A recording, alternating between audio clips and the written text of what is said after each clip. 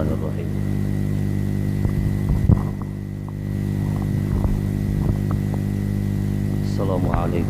Assalamualaikum ayyuhan nabi wa rahmatullahi wa barakatuh.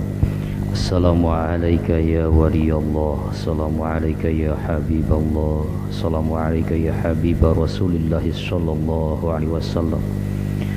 Assalamualaikum ya ahla la ilaha illallah. Assalamualaikum ya sahibal karamah. Assalamualaikum ya syekhana al-karam Syekh Abdullah Mubarak bin Muhammad. Assalamualaikum ya sayyidi Syekh Muhammad Syarif ya sama sahib wa fatajul arifin. Radiyallahu ankuma tahiyatan minna ilaikuma wa rahmatullahi wa barakatuh. Al-Fatihah. Bismillahirrahmanirrahim.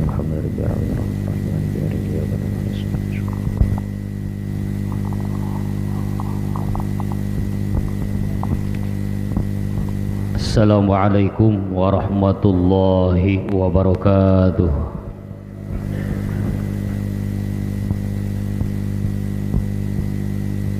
Bismillah, alhamdulillah, masya Allah, la hawla wa la quwwata illa billah.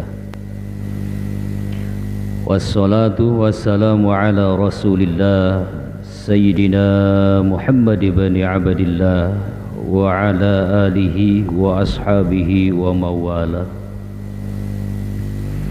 Subhanaka la ilma lana illa ma 'allamtana innaka antal alimul hakim. Allahumma rabbi shrah li sadri wa yassir li amri wahlul 'uqdatam min lisani yafqahu qawli. Allahumma aftah lana bi futuhil arifin. Allahumma aftah lana bi futuhil arifin. Allahumma aftah lana bi futuhil arifin. Rabbana aftah bainana wa baina qaumina bil haqq wa anta khairul fatihin. Rabbana anzilna munzalan mubarakan wa anta khairul munzilin. Amin. Al-Fatihah. Bismillahirrahmanirrahim.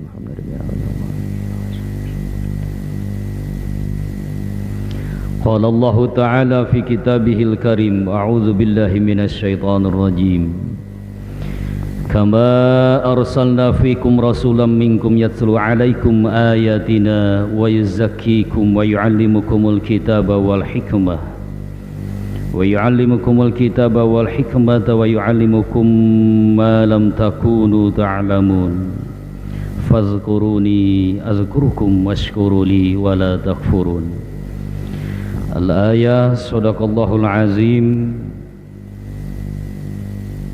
Wa qala aidan fi ayatil ukhra qul huwallahu ahad ila akhiril ayah. Wa qala aidan wa ilahukum ilahu wahid. Ilahi anta maksudi wa ridhaka matlubi atini mahabbataka wa ma'rifatak. Amma ba'd. Salam tahiyah Islamiyah yang pertama disampaikan kepada pengemban amanah sesepuh Pondok Pesantren Suryalaya, kepada unsur pimpinan Pondok Pesantren Suryalaya, kepada Ahlul Bait khususnya Pangresa Umi beserta para putra putri juga zuriyah, Pangresa Guru Agung, Pangresa Abah Sepuh, juga Pangresa Abah Anom, para wakil talqin, wabil khusus yang senantiasa hadir bersama kita di sini yang menjadi imam Masjid Nurul Asror, para petugas di Yayasan Lembaga Dakwah TKN Pondok Pesantren Suryalaya, Gerakan Muda Pondok Pesantren Suryalaya, Ibu Bella dan seluruh orang-orang yang berkhidmat kepada Pondok Pesantren Suryalaya. Semoga semuanya mendapatkan limpahan karunia rahmat dari Allah Subhanahu wa taala, berkah karomah Guru Agung Pangresa Abah Anom. Amin. Al-Fatihah. Bismillahirrahmanirrahim. Alhamdulillahirabbil alamin. Shiratal ladzina an'amta 'alaihim. Alhamdulillah wa syukru ala in'amillah. Berkah kudrah iradah Allah Subhanahu wa taala, sampai saat ini kita bisa melaksanakan kenikmatan bisa meresapi kenikmatan-kenikmatan dari Allah Subhanahu wa taala, khususnya kenikmatan Islam, iman dan ihsan. Yang mana pada saat ini kita diberi kemampuan mampu melalui perjuangan di medan Ramadan hingga pada hari keempat di tahun 1441 Hijriah ini. Bersamaan dengan itu kita diberi juga kemampuan untuk senantiasa melaksanakan berjamaah sholat subuh, dilanjut dengan khataman, dan kemudian bersama-sama kita menimba ilmu dalam kajian kuliah subuh ini. Semoga ini bagian daripada upaya kita dalam melakukan bakti diri kepada ilahi, mengabdikan diri untuk mencari jati diri pribadi sebagai umat Nabi, hamba ilahi. Amin ya Allah ya Rabbal Alamin. Kita bersyukur dengan ucapan Alhamdulillahirabbil alamin, seraya memanjatkan salawat dan salam kepada baginda alam dengan ucapan Allahumma shalli ala sayyidina Muhammad wa ala ali sayyidina Muhammad, dengan harapan semoga rahmat dan keselamatan ini disampaikan pula kepada para pengikutnya, itba'u tabi'in, wabil khusus auliyanya Allah yang dimuliakan dengan berbagai ragam karomah, hingga kepada kita semua yang senantiasa berjuang siang dan malam, yang senantiasa setiap detik, setiap helaan nafas kita senantiasa belajar untuk memperbaiki diri dengan melaksanakan sunnah-sunnahnya. Mudah-mudahan sampai umat akhir zaman mendapatkan rahmat dan keselamatan Allah. Amin ya Allah ya Rabbal Alamin. Ikhwani rahimakumullah, pada kesempatan kali ini saya diberi tugas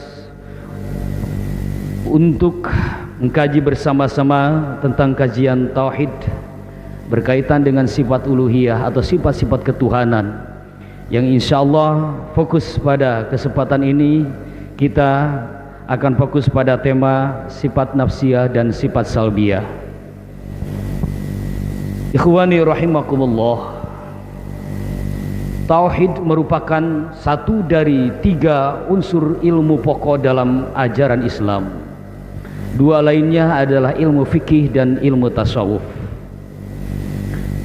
Dan ilmu yang 3 ini juga merupakan warisan utama dari Rasulullah Muhammad SAW sebagai perwujudan doa Nabi Ibrahim dan Nabi Ismail 4.000 tahun lebih pada saat mereka berdua selesai membangun kembali fondasi Ka'bah yang telah hancur oleh badai topan di zaman Nabi Nuh. Beliau berdua berdoa agar diberi utusan dari keturunan mereka berdua, seseorang utusan yang mampu menjelaskan tentang tilawah, tazkiyah dan ta'lim, yang dalam bahasa kita menjadi sebuah keilmuan tauhid, tasawuf dan fikih. Ini direkam oleh Allah Subhanahu wa taala dalam surat Al-Baqarah 129. Kemudian diijabah dengan jawaban Allah di Al-Baqarah juga 151. Kama arsalna fikum rasulan minkum yatlu alaikum ayatina wa yuzakkikum wa yuallimukumul kitaba wal hikmah.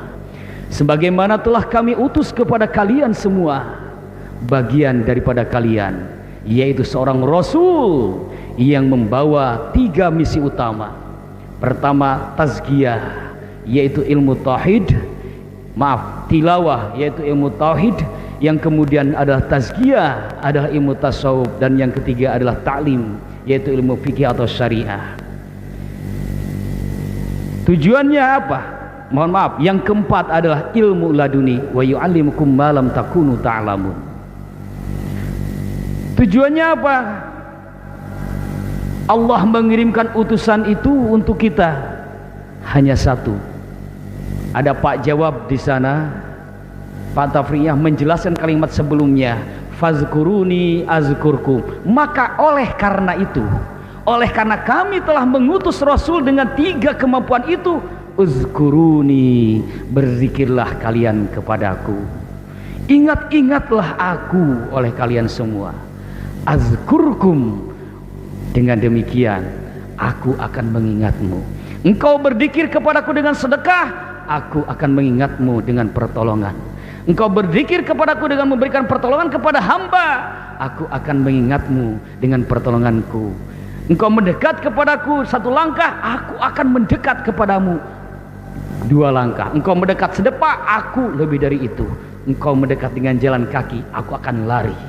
Jawaban dari Allah. Bagi siapa? Orang yang mensyukuri nikmat telah diutusnya Rasulullah yang membawa 3 visi tadi. Tilawah, tazkiyah, ta'lim, fikih, tauhid, tasawuf dan fikih. Ini tujuan. Maka apa yang disampaikan oleh para ulama kita, para mubalik kita, tujuannya hanya satu, adalah hanya untuk zikir. Maka apapun yang disampaikan harus berkaitan dengan zikir. Apa yang disampaikan tidak dikaitkan dengan zikir dan tidak mampu membawa umat terhadap zikir, maka itu dakwah tidak memiliki nilai cahaya. Karena intisari dari dakwah adalah menerangi qalbu dengan zikir kepada Allah. Ikhwani rahimakumullah. 3 visi ini, tilawah, tazkiyah, ta'lim, tauhid yang pertama, tazkiyah yang kedua, tasawuf mensucikan qalbu, yang ketiga adalah ta'lim, ilmu fikih. Tauhid ini yang pertama. Apa ini? Tauhid adalah mengenal Allah. Manusia, hamba yang akan menuju Allah sungguh takkan mampu kalau tidak mengenal Allah. Bagaimana mungkin kita berangkat ke Jakarta ingin bertemu dengan presiden kita, Bapak Jokowi, kalau kita belum mengenal siapa, mana Bapak Jokowi? Bagaimana mungkin kita berangkat ke Jawa Timur untuk bertemu seseorang kalau kita tidak mengenal siapa dia, bagaimana wajahnya? Ilmu tauhid adalah jawaban untuk mengenal Allah melalui sifat-sifatnya. Ilmu tasawuf adalah ilmu untuk menuju kepada Allah. Orang sudah mengenal Allah, orang sudah mengenal Bapak Jokowi, tetapi dia tidak berangkat ke Jakarta, tidak pula dia akan bertemu dengan Bapak Jokowi. Orang sudah kaya dengan ilmu tauhid, mengenal dengan Allah, tetapi tidak pernah terbang menuju Allah, takkan pernah dia wusul bertemu dengan Allah. Dia mengenal Allah, dia mau menuju Allah, tetapi tidak mengenal hukum-hukum yang Allah tetapkan, tidak mengenal batas-batas yang Allah tetapkan. Karena seorang hamba hanya akan bisa disebut hamba kalau dia memiliki ruh dan jasad. Diaturlah hukum-hukum untuk jasadnya, untuk zahirnya, yang disebut dengan ilmu fikih. Maka semua ini, tilawah, tazkiyah, ta'lim, tauhid, tasawuf, fikih, adalah kewajiban kita untuk melaksanakan. Dalam kitab Azkiyah disebutkan, wa ta'allaman ilman yusahihu ta'atan wa muzakiyal qal wa akidatan wa muzakiyal qalbas kula, atau wa akidatan wa muzakiyal qalbis kula. Engkau wajib, benar-benar wajib mempelajari 3 ilmu. Pertama, ilmu yang mengesahkan akidah yaitu tauhid, yang mengesahkan ibadah yaitu ilmu fikih. Yang kedua, mengesahkan akidah yaitu ilmu tauhid, dan yang ketiga, mensucikan qalbu yaitu ilmu tasawuf. Ikhwani rahimakumullah. Yang 3 ini sebagai dasar pendahuluan dalam penjelasan ilmu tauhid kita. Semoga ini bisa dipahami, karena ini 3 untuk unsur 3 dalam diri kita. Tipdam, 3 piranti dasar manusia. Apa yang 3? Nyawa, raga, dan rasa. Raga, nyawa, dan rasa. Jasad, ruh, dan rasa. Bahasa pangarsa Abah yang saya terima dari pangarsa Kang Haji Dudun almarhum, nyawa, raga, rasa. Raga, nyawa, rasa. Nutilu ulah pernah lepas. Silaturahmikan yang 3 ini. Jangan sampai jasad tidak pernah silaturahmi dengan ruh, atau ruh tidak pernah bersatu dengan jasad. Pada akhirnya, jika ia tidak silaturahmi, tidak akan pernah terjadi ngeunah nyawa betah jasad. Yang akan terjadi boleh jadi betah jasad ente ngeunah nyawa, atau ngeunah nyawa ente betah jasad. Mana ngeunah nyawa betah jasad? Kita tahu beribadah itu nikmat, kita tahu zikir itu tumaninah, tetapi kita tidak mau berlama-lama di tempat sholat, kita tidak mau berlama-lama di atas sejadah. Ini karena jasad kita tidak betah. Jasad kita sudah mengingat makanan, jasad kita sudah mengingat rokok, minuman, dan lain sebagainya. Jasad tidak pernah silaturahmi dengan nyawa. Di lain waktu jasad kita nikmat di tempat ibadah, di tempat main, di tempat makan minum, tetapi ruh tengeunah teu betah. Kata ruh iya lain kadaharan urang, ini bukan makanan aku, ini bukan nutrisiku. Ruh ngalayang kakalayangan neangan nu amis-amis naon wae nu kapangi. Ruh menjerit maratan langit, ngoceak maratan jagat, cek orang Sunda. Ngajerit ruh. Kenapa? Lapar tidak pernah diberi makanan, haus tidak pernah diberi minuman, kurang gizi tidak pernah diberi nutrisi gizi. Dia menjerit. Apa yang terjadi? Gundah gulana tanpa sebab. Ini ruh dan jasad tidak pernah disilaturahmikan. Maka caranya laksanakan yang tiga, fikih, tauhid, tasawuf. Ikhwani rahimakumullah. Baiklah, mari kita memasuki pada ilmu tauhid ini. Waktu kita tinggal 20 menit kurang sedikit. Tauhid namanya ada yang menyebut ilmu akidah atau juga akidatul khamsin dalam perspektif Ahlussunnah wal Jamaah. Disebut juga ilmu usuluddin karena ini memang pokok dasar agama. Disebut juga al-fiqhul akbar. Ini yang menyebutnya adalah Imam Abu Hanifah. Dulu ilmu tauhid disebutnya fikih akbar. Kalau fikih tanpa akbar itulah fikih masalah ibadah zahir. Tujuan ilmu tauhid adalah mengenal Allah. Objeknya permasalahan yang dibahasnya adalah perihal rukun iman dan segala sesuatu yang gaib yang didengar oleh Nabi dan disampaikan kepada kita semua. Mohon maaf, yang didengar oleh kita, oleh guru-guru kita sampai pada sahabat, didengar oleh mereka dari Nabi. Maka objek apa yang digarap oleh ilmu tauhid adalah sesuatu yang gaib. Itu adalah rukun iman. Dan sesuatu yang harus diimani itu adalah sesuatu yang gaib. Tidak mungkin saya bertanya kepada saudara, apakah anda percaya ini tasbih? Tentu tidak akan. Dan tidak perlu dijawab. Dan tidak perlu bertanya. Karena ini memang tasbih dan ini zahir. Berbeda. Apakah percaya kalau pada hari ini saya tiba-tiba bisa menghilang? Nah itu wajar dipertanyakan. Karena belum terbukti. Sesuatu yang sudah bukti tidak perlu diimani karena itu bukan objek keimanan. Sesuatu yang sudah katara karaba karasa ku panca indra urang tidak perlu dibuktikan. Nah, oleh karena keimanan adalah sesuatu yang gaib, maka tugasnya bukan tugas raga, bukan tugas jasad. Lalu tugas siapa? Tugas yang gaib lagi. Raga zahir harus menyentuh yang zahir. Unsur yang gaib harus didekati dengan yang gaib lagi. Apa itu? Sesuatu yang gaib dalam diri kita adalah ruh.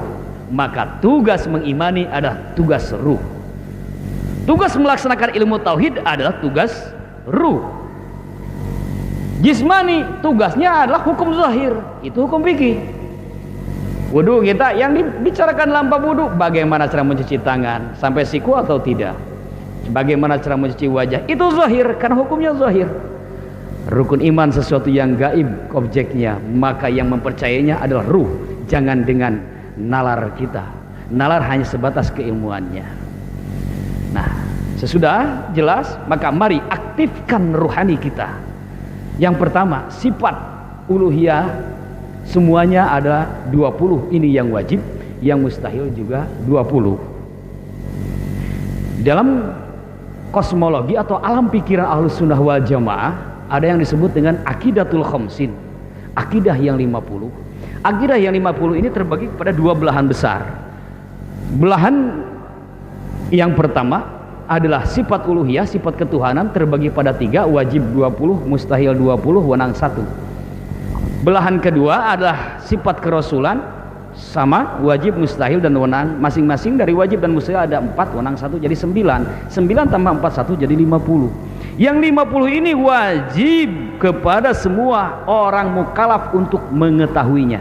An ya'rifah, artinya untuk ma'rifat.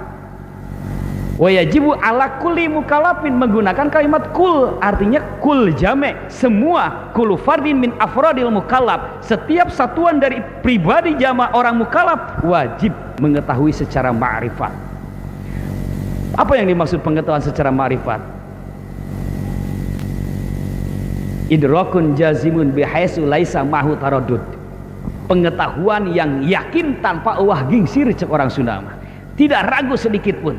Anda yakin Allah itu satu? Yakin. Kata saya harus dua, tidak bisa.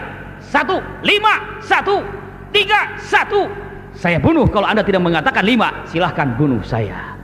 Bilal bin Rubahah kalau gak salah dikatakan begitu, tetap dia ahad, ahad, ahad, ahad. Ini yakin, disebut dengan ma'rifat.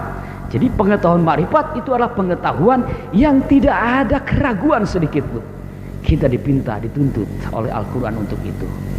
Nah, sifat yang wajib ada 20. Kita tahu dari mulai wujud sampai mutakalimat. Yang 20 terbagi 4, nafsiyah, salbiyah, ma'ani, manawiyah. Pembahasan kita nafsiyah dan salbiyah. Nafsiyah ada 1 sifat, salbiyah ada 5 sifat. Nafsiyah ini artinya sifat kepribadian. Kalau dalam diri manusia, kalau di Tuhan adalah sifat kezatian Allah. Suatu sifat yang tidak bisa tidak ada. Kalau tidak ada sifat ini, maka akal tidak akan menerima. Dan sifat yang lain tidak akan ada. Kenapa? Bagaimana mungkin tidak ada wujud? Kenyataannya Allah itu ada. Dari mana diketahui kenyataannya Allah itu ada? Ada kita.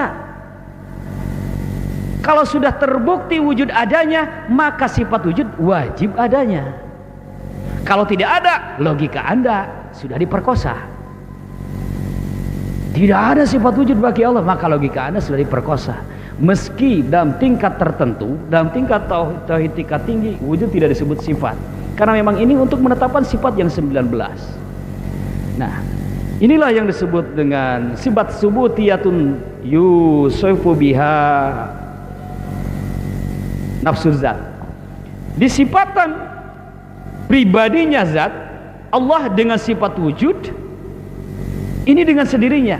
Artinya bukan disifatan sekarang atau bukan disifatan setelah ada makhluk, tetapi disifatannya setelah ketika sifat itu ada.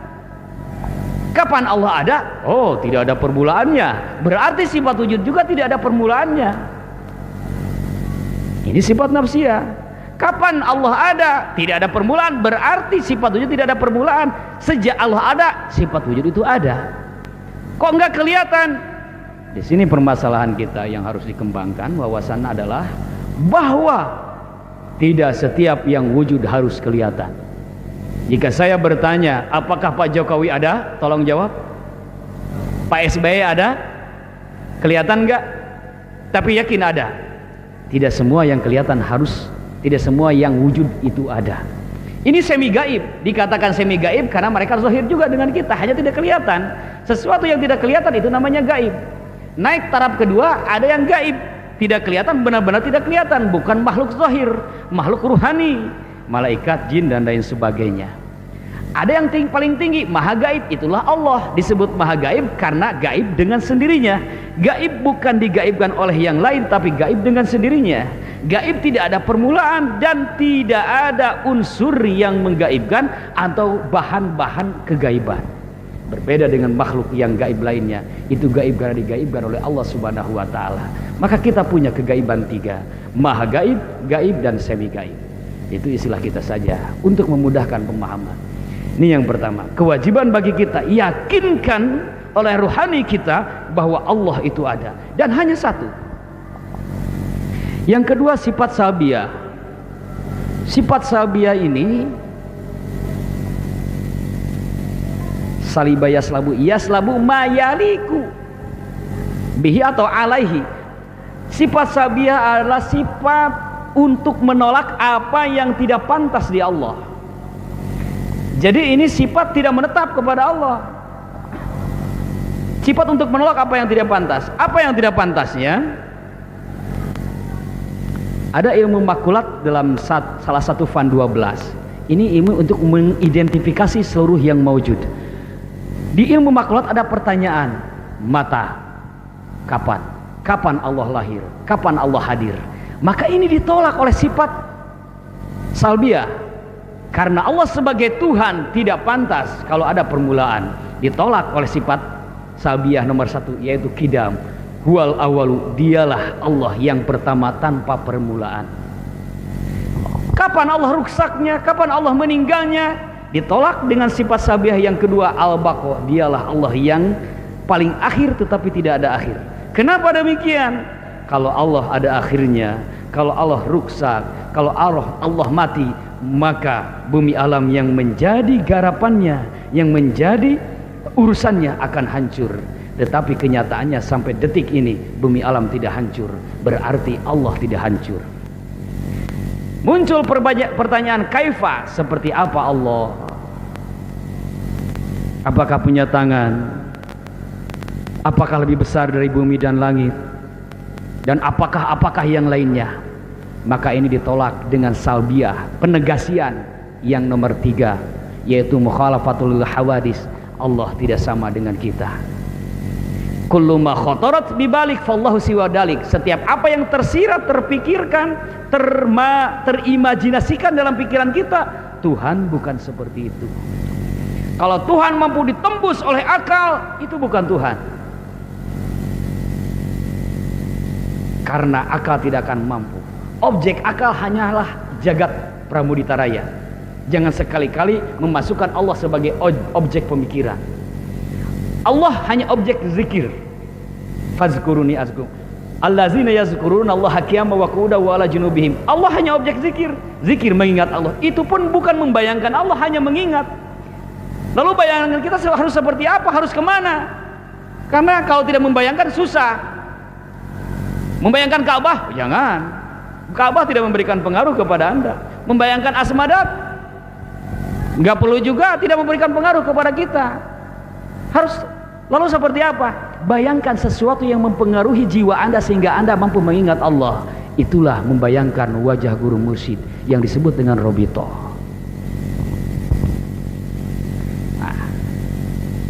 Ketika nanti misalkan ada yang tersirat, kok ini ada bayangan aneh dan lain sebagainya, wah ini jangan-jangan Tuhan nih, ada cahaya di dalam kalbu kita, maka buang jauh-jauh.